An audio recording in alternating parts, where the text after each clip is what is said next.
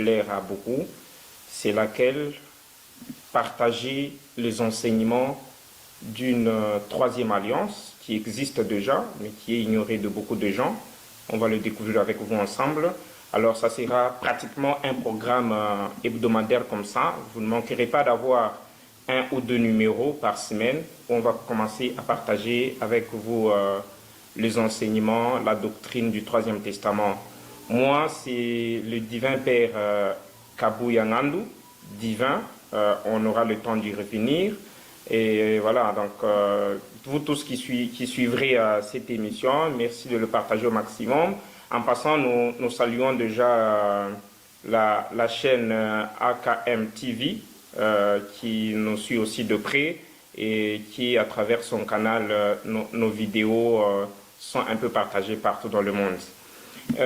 Aujourd'hui, tel que nous venons de l'annoncer, c'est notre tout premier numéro et on a voulu commencer avec vous sur un sujet de présentation. Présenter quoi? Avant qu'on commence à vous donner les enseignements du Troisième Testament ou de la Troisième Alliance, je suis très sûr que ceux qui tomberont probablement sur cette vidéo pour leur première fois d'entendre qui avaient déjà ou bien qui auraient déjà un Troisième Testament ou une Troisième Alliance, c'est quelque chose de très nouveau pour beaucoup d'entre nous.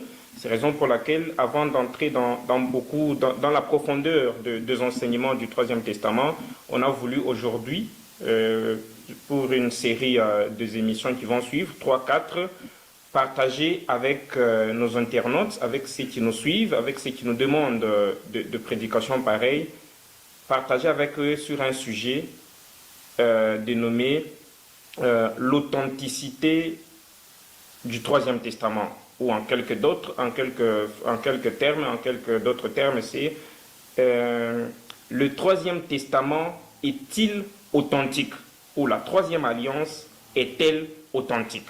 Voilà notre thème d'aujourd'hui. Comme première partie, mes chers internautes, première partie, nous allons parler avec vous sur 4 points principaux. Le premier point, on va essayer de bavarder un peu sur la raison d'être même des alliances. Quelle est la raison d'être des alliances de Dieu avec l'humanité?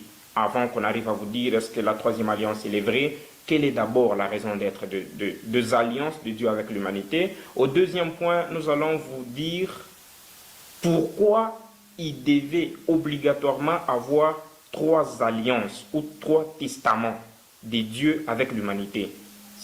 Les testaments ou des alliances devaient se limiter à 3. Pourquoi il devait y avoir que 3 alliances? Pas moins, pas plus. Et au troisième point, nous allons essayer de partager avec nos internautes, avec tout le monde qui nous suit, un démantèlement du mensonge biblique sur la nature parfaite et définitive de la deuxième alliance. On va essayer de démanteler ici avec vous le mensonge biblique accordant à la deuxième alliance une nature d'une alliance parfaite et définitive ou éternelle. Et enfin, au quatrième point, au dernier point de cette première partie, on va essayer de parler avec vous ou de partager avec vous sur le caractéristique de l'existence et de la déchéance d'une alliance. Quelles sont les caractéristiques qui prouvent que cette alliance est en vie ou vie, et quelles sont les caractéristiques qui prouvent que cette alliance n'est plus en vie ou n'est plus efficace ou n'est plus opérationnelle. Voilà les 4 grands points sur lesquels on va essayer de tourner tout autour de notre premier numéro, nous le rappelons, intitulé « Le Troisième Testament est-il authentique ?» Très chers internautes, comme premier point tel que nous venons de le dire, la raison d'être des alliances. Quelle est la raison d'être des alliances? On est habitué depuis l'enfance, on nous a beau chanter aux oreilles, il y a 2 testaments, l'Ancien et le Nouveau. Il n'y a qu'un seul Dieu. Voilà, au moins l'humanité est préparée à accepter, à bloquer qu'il n'y aura que 2 testaments. Ça veut dire qu'il n'y aura jamais un autre testament qui prétendrait venir compléter ou venir achever l'œuvre que les 2 alliances ou les 2 premières alliances n'ont pas exécutée ou bien n'ont pas effectuée. Alors, quelle est la raison d'être des alliances? Nous balayons ça rapidement, je crois que c'est un point de vue qui est partagé pratiquement par beaucoup de religions, beaucoup de domaines de spiritualité. En deux mots, l'homme est né au commencement à l'image et à la ressemblance de Dieu, connu de tous. L'homme s'est rébellé suite aux tactiques sataniques. Satan qui se rébelle au ciel, il vient et rébelle l'homme. Il amène et la nature et l'homme à se rébeller contre Dieu. Alors, l'homme est déchu, l'homme devient pratiquement une épave. L'homme rend son contact ou son alliance naturelle qui existait dès le jardin d'Éden avec Dieu. Alors, l'homme s'élance dans le mal et l'humanité se plonge dans le ténèbre. Là, c'est pratiquement la partie qui est acceptée par tous. Mais Dieu, comme on dit, il ne garde jamais la colère pour toujours.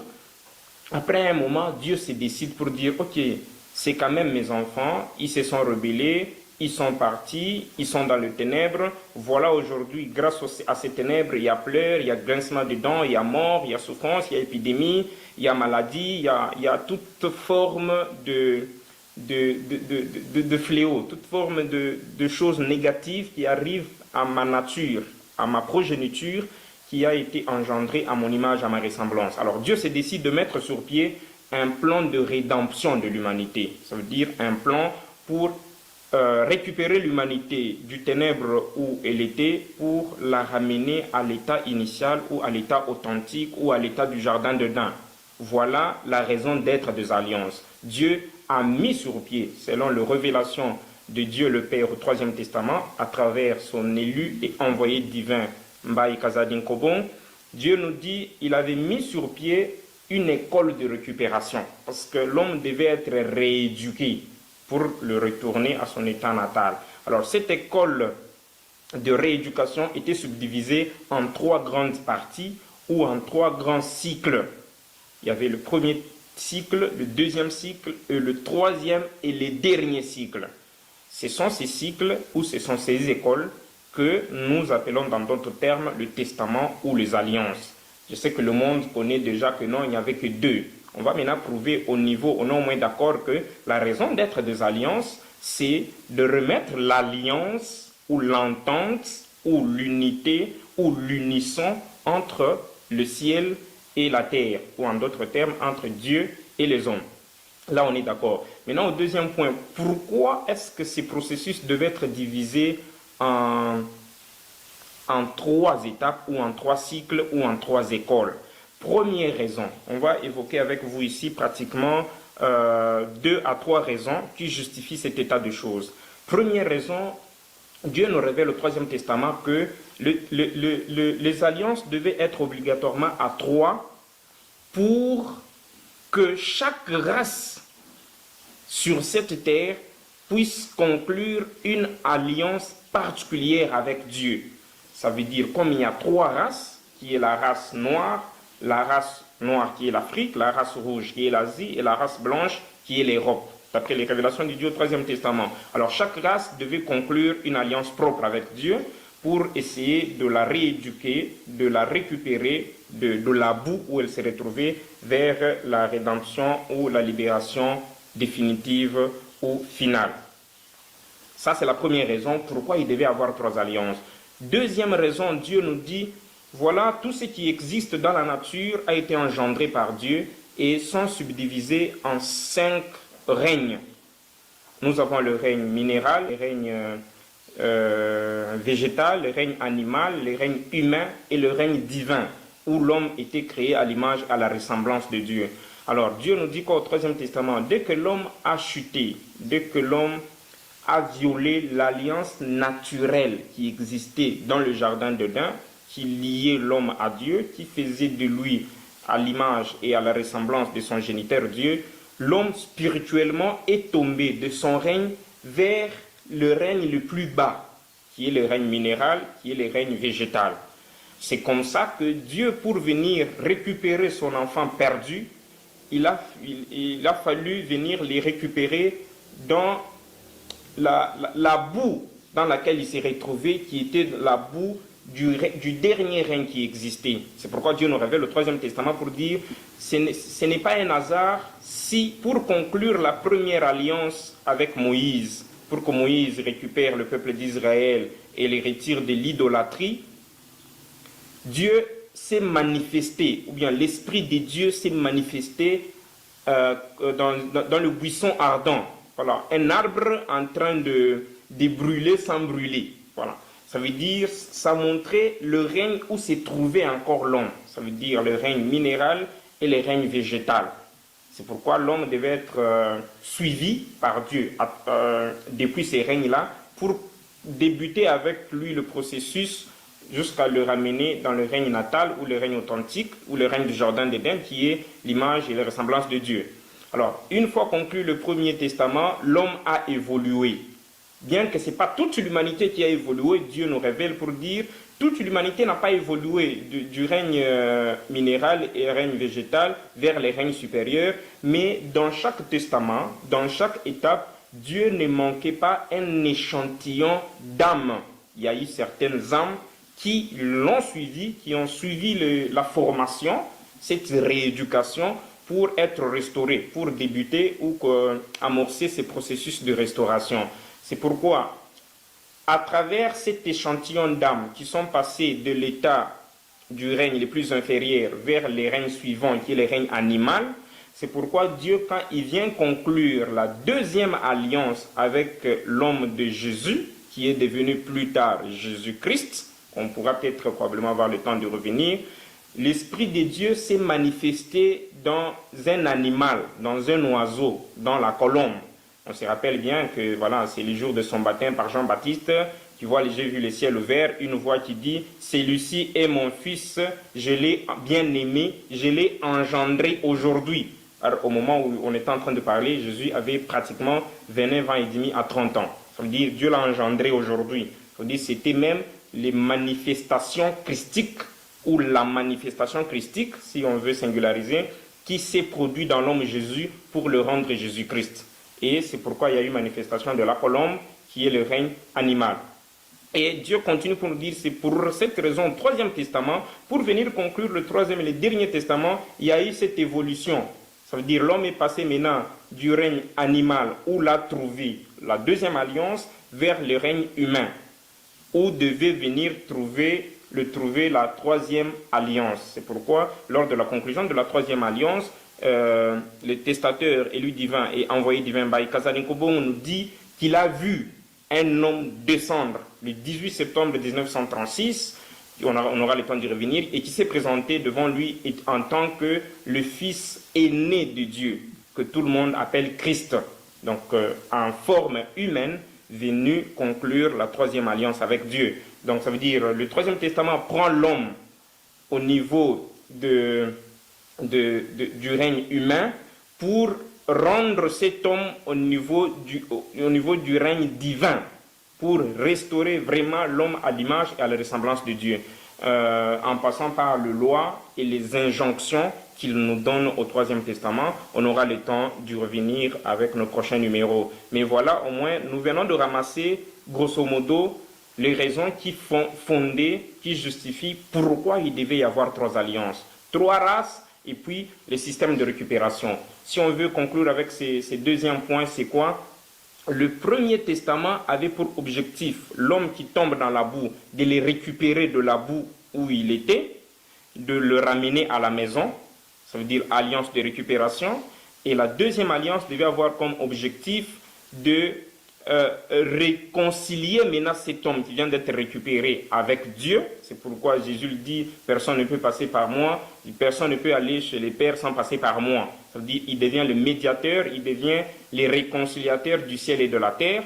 Et en troisième position, la troisième alliance peut être résumée en une alliance de purification, une alliance de perfection, je m'excuse. Donc alliance de récupération, alliance de réconciliation et alliance de perfection. L'homme doit être parfait comme il a été au commencement. Voilà aussi une justification pratiquement complète de pourquoi il devait avoir trois alliances. Le troisième point, c'est démantèlement. On va essayer un peu de démanteler un mensonge public qui, depuis des années, moi je l'ai toujours appelé un mensonge millénaire, depuis les années, a tendance à faire croire, malheureusement c'est vraiment ancré dans les esprits de l'homme depuis des millénaires, que la deuxième alliance, c'est l'alliance la plus parfaite et c'est l'alliance la plus définitive. Or, ce qui n'a pas été le cas. Qu'est-ce que Dieu nous dit au niveau du Troisième Testament? Et quels sont ces mensonges exactement? Ces mensonges consistent en quoi? Si vous lisez par exemple Hébreux 8, 7, si vous lisez Hébreux 8, 7, vous allez vous rendre compte que la Bible nous dit, si le Premier Testament aurait été sans défaut, Dieu ne pouvait pas, il n'y avait pas de raison pour avoir la place où mettre le Deuxième Testament ou la Deuxième Alliance. Ça veut dire, s'il y a eu Deuxième Alliance selon Hébreux 7, 8, Hébreux 8, 7, je m'excuse, c'est pour dire que Dieu a voulu corriger l'inefficacité de la première alliance. Et si vous foncez plus loin en lisant Hébreux 10, 4, vous allez comprendre que ces défauts est finalement exposé. L'Hébreux 8, 7 dit juste que le premier testament ou la première alliance avait un défaut. S'il n'y avait pas ces défauts-là, il ne devait pas avoir de place pour la deuxième alliance. Jusque-là, sans dire c'est quoi ces défauts. Mais si vous foncez toujours avec Hébreux au niveau de Hébreux 10, 4, vous allez découvrir que ces défauts dont parle la première alliance, pratiquement tous les livres pratiquement d'Hébreux, montrent que ces défauts-là, c'était quoi? C'est l'inefficacité du sang des animaux à purifier l'homme. Ce qui est une insulte à Dieu. Ça veut dire, si nous suivons à la lettre Hébreux 8, 7, Hébreux 10, 4, voire même Hébreux 13, 20, vous comprenez que la Bible nous présente que la première alliance était inefficace parce que le sang, le processus que Dieu avait choisi pour pouvoir purifier l'homme en passant par le sang des animaux, s'est avéré inefficace. Alors Dieu, on dirait, avait mal réfléchi au début et il s'est dit, bon, comme la formule que j'avais donnée est inefficace, elle était mal réfléchie, maintenant je viens de bien réfléchir maintenant, je trouve que le meilleur moyen de purifier maintenant l'homme n'est pas le sang des animaux, mais il faut que ça soit le sang de mon fils, que la Bible appelle par erreur, que ce soit le sang de mon fils unique. Or, Jésus-Christ, pas Jésus-Christ, j'insiste, Christ n'a jamais été le fils unique de Dieu, mais c'est le fils aîné de Dieu. Alors, la Bible transforme cette histoire pour faire croire à l'humanité que Dieu, maintenant, pour corriger cette imperfection de la première alliance, il devait envoyer son fils unique pour que celui-ci soit tué, crucifié, et que le sang qui devait couler plutôt, était plus efficace que le sang des animaux et que ce sang qui devait purifier, qui devait sauver l'humanité. Voilà comment cette troncature, cette falsification de saintes écritures contenues dans la Bible, que nous appelons, ça fait partie des versets qui sont pratiquement des infiltrations sataniques dans la Bible, qui, dès le départ, était un livre sacré, mais malheureusement, on aura le temps d'y revenir. Comment est-ce que la Bible est passée d'un livre 100% sacré à un livre sacré, mais victime d'une infiltration satanique? Alors, cette version de voir les choses rend Dieu un homme moins intelligent, un homme qui a une intelligence qui progresse aussi. Or, Dieu nous dit au Troisième Testament que cet aspect est faux plutôt, cette version est fausse, elle a été mise sur pied juste pour faire croire à l'humanité qu'à part cette deuxième alliance, n'attendez pas une autre alliance. Et chose grave, en mettant un processus ou bien un moyen préfabriqué selon à partir duquel l'humanité devait être sauvée, qui est le sang de Jésus. Or, au contraire, ce qui devait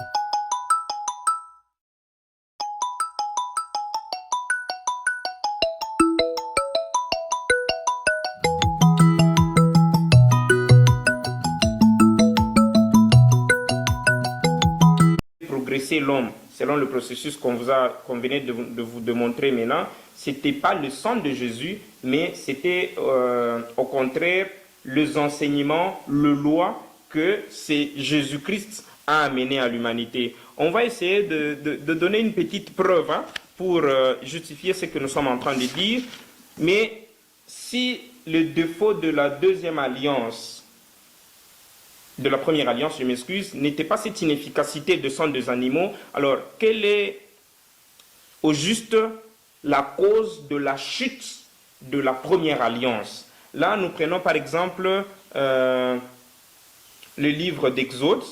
On va lire rapidement. Nous prenons le livre d'Exode 19. Excusons. Exode 19, 5 à 6. Qu'est-ce que Dieu nous dit dans ces versets? 19, 5 à 6. Au niveau du verset 5. Maintenant, si vous écoutez ma voix et si vous gardez mon alliance, ça c'est Dieu qui parle à la première alliance. Si vous écoutez ma voix et si vous gardez mon alliance, vous m'appartiendrez entre tout le peuple, car toute la terre est à moi. On peut aller jusqu'à 6. Vous serez pour moi un royaume de sacrificateurs et une nation sainte. Voilà les paroles que tu diras aux enfants d'Israël. Ça, c'est Dieu qui parle à Moïse. Si vous écoutez ma voix et si vous gardez mon alliance, ça veut dire le meilleur défaut qui a rendu la première alliance inefficace n'est pas l'inefficacité de sang des animaux, mais au contraire, c'est le peuple d'Israël qui n'a pas respecté les conditions de l'alliance qu'il avait reçue de Dieu. Raison pour laquelle Dieu nous dit très bien que s'ils écoutaient et s'ils gardaient, nous connaissons que la conjonction si montre la condition. Ça veut dire, vous serez mon peuple, je serai avec vous si vous écoutez. Alors plus tard, on peut lire un deuxième verset pour compléter. Est-ce que le peuple d'Israël avait exactement suivi, est-ce qu'il avait respecté tout le si que nous venons de dire comme condition? Nous lisons par exemple au niveau de Jérémie 31, 36. Qu'est-ce que Dieu nous raconte encore? Qu'est-ce que la Bible nous raconte? Jérémie 31, 36. À ce niveau, Dieu nous dit, si ce loi vienne à cesser devant moi, dit l'Éternel, la race d'Israël aussi cessera pour toujours d'être une nation devant moi. Alors, si la race d'Israël avait cessé d'être une nation d'alliance avec Dieu, ça n'a jamais eu lien avec l'inefficacité de sang de taureau, ou l'inefficacité de sang des animaux, mais plutôt la rébellion ou bien le retour du peuple d'Israël au mal qui lui a été interdit. C'est mal éprouvé. Si nous lisons Jérémie 11, 10, 11, nous allons trouver encore cette précision. Jérémie 11, 10 à 11. Ils sont retournés. Dieu prouve maintenant exactement que si, je ne cesserai plus avec vous, mais là il est en train de montrer est-ce que le peuple d'Israël avait effectivement violé cette alliance. Nous lisons au niveau du 10e verset, ils sont retournés aux iniquités de leur premier père, qui ont refusé d'écouter mes paroles. Ils sont allés après d'autres dieux pour le servir. La maison d'Israël et la maison de Juda ont violé mon alliance que j'avais faite avec leur père. Voilà de manière ramassée ce que nous pouvons dire comme la preuve ou la meilleure raison ou la raison authentique pour laquelle la deuxième alliance a été rendue inefficace ou a été effacée pour laisser place à la deuxième alliance. Et en dernière position, pour ceux qui veulent compléter, vous pouvez encore lire au niveau d'Ésaïe, Ézéchiel, il complète tous les éléments que nous venons de dire. Et le dernier point de cette partie ou de ce numéro, c'est le caractéristique de l'existence d'une alliance et les caractéristiques d'une alliance déchue. À partir de là, et c'est à partir de là que nous allons comparer avec vous, parce que nous disons au Troisième Testament, s'il y a eu deuxième alliance, ça veut dire la première alliance n'existait plus. De nom, dans l'histoire, oui, mais de manière à avoir une vie, cette alliance n'existait plus. Et de la même façon, si aujourd'hui, depuis 18 septembre 1936, Dieu conclut une troisième alliance, c'est une preuve de plus pour démontrer que la deuxième alliance, elle aussi, n'existe plus. Alors, quelles sont les preuves de l'existence d'une alliance? Avec nos deux yeux physiques, il y a des exemples qui vont répondre à cet aspect de choses. Première caractéristique, si pour prouver que la première et la deuxième alliance n'existent plus, elles sont déjà révolues, elles sont déjà déchues, elles sont déjà elles sont inefficaces ou elles ne lient plus, les deux premières alliances, l'humanité avec Dieu. Première caractéristique, c'est, on a dit, chaque fois que Dieu veut conclure l'alliance avec l'humanité, il a toujours envoyé son fils aîné, qui est Christ. Alors, ce fils aîné vient se manifester dans l'élu divin avec qui Dieu va conclure l'alliance. Et ce fils aîné, qui est Christ, continuera à se manifester dans tous les descendants du testateur. C'est ce qu'on appelle la manifestation christique de Christ dans le testateur et dans ses descendants. En quoi se manifeste cette manifestation christique, si on veut se répéter comme ça? Ce rayon de ces manifestations vont faire écrire d'abord à ces testateurs des écrits sacrés ou bien de nouvelles saintes écritures.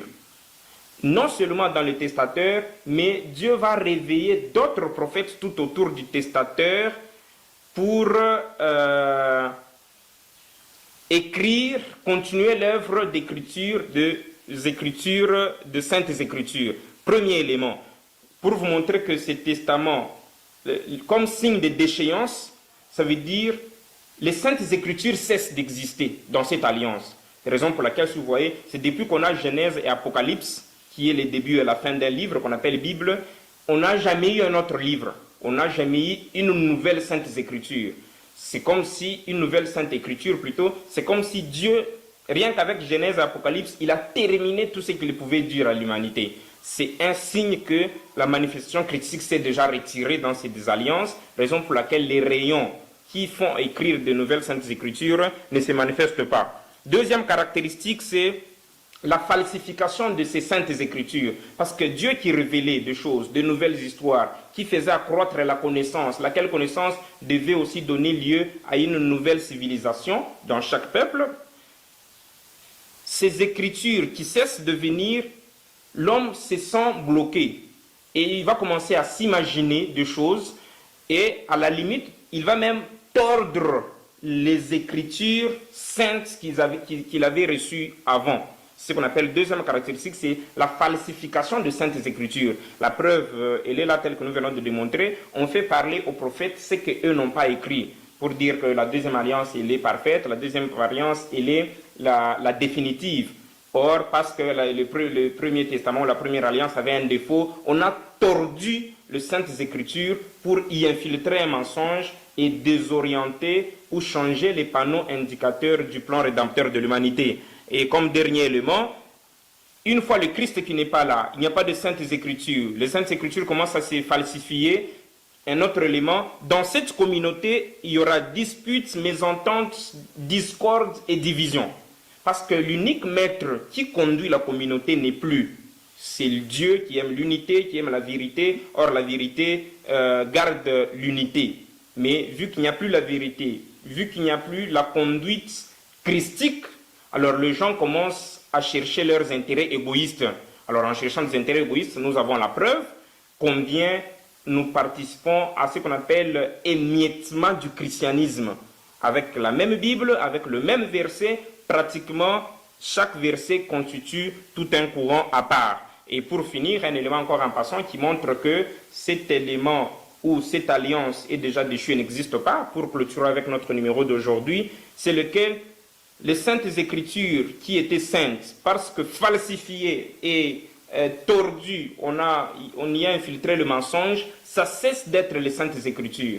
Et une fois les écritures restent de simples écritures, on peut féticher avec ces écritures. Parce que c'est inacceptable que les ténèbres te permettent, par exemple, de retenir la vérité dans la tête. C'est inacceptable.